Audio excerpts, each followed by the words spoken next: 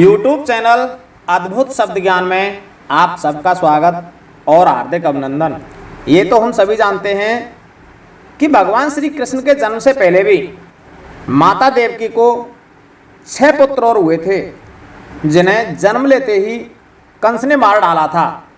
तो आज के वीडियो में हम उन्हीं 6 पुत्रों के बारे में जानेंगे कि वे 6 पुत्र कौन थे, किसका अवतार थे और उन्हें पुनः जीवित किसने किया था। भगवान श्री कृष्ण जी के जो गुरु थे संदीपन जी, उनका एक पुत्र था जिसकी मृत्यु हो चुकी थी। और जब भगवान श्री कृष्ण और दाऊ जी की शिक्षा पूरी हुई तो गुरु संदीपन जी ने उनसे गुरु दक्षिणा में अपने मृत पुत्र को पुनः जीवित करने के लिए कहा था। तो भगवान श्री कृष्ण और दाऊ जी ने गुरु दक्षिणा में गुरु के उस मरे हुए पुत्र को पुनः जीवित किया था।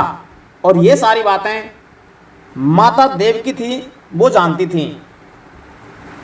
एक दिन जब भगवान श्री कृष्ण और दाऊ जी दोनों अपने माता पिता के पास गए, माता देवकी और वसुदेव जी के पास गए और उन्हें प्रणाम करके उनके पास बैठकर उनसे बातें करने लगे, तो माता देवकी को वो सारी बातें याद आ गईं कि किस प्रकार से श्री कृष्ण और बलदाऊ ने अपने गुरु संदीपन जी को उनका पुत्र बहुत दिनों पीछे भी जीवित करके दिया था।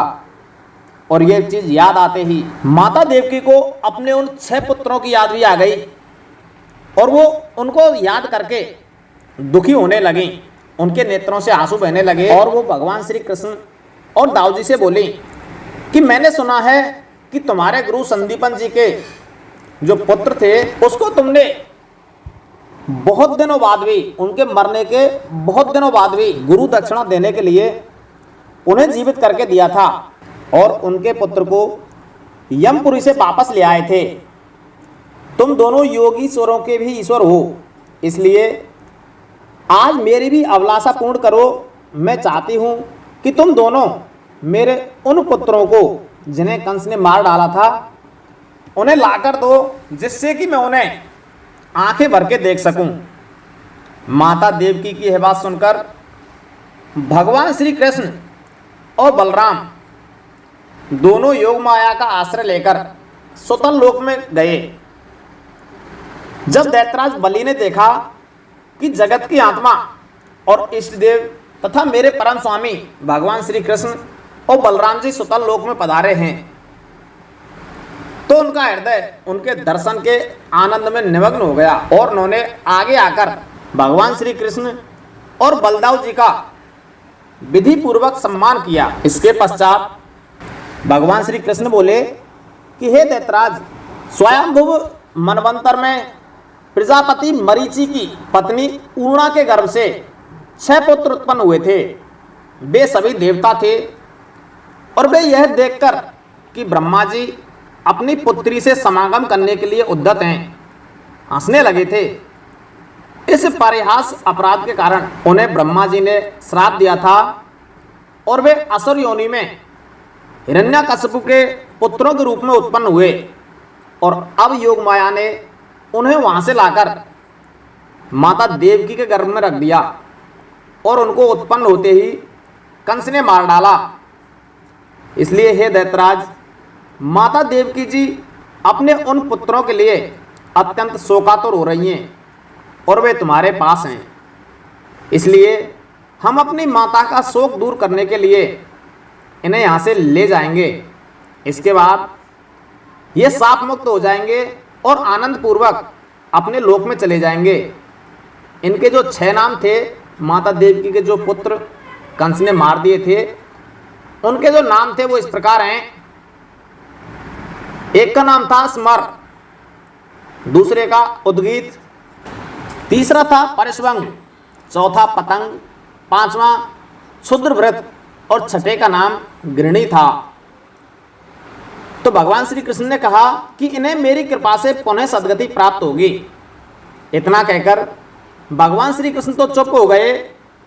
दैत्यराज बलि ने उनकी पूजा की।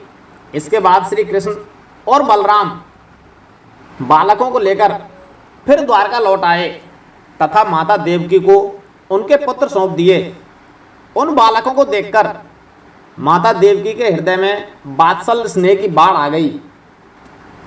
वे बार बार उन्हें गोद में लेकर छाती से लगाती और उनका सिर चूमती थीं। पुत्रों के स्पर्श के आनंद से सरोवर एवं आनंदित माता देवकी ने उनको स्तनपान कराया था।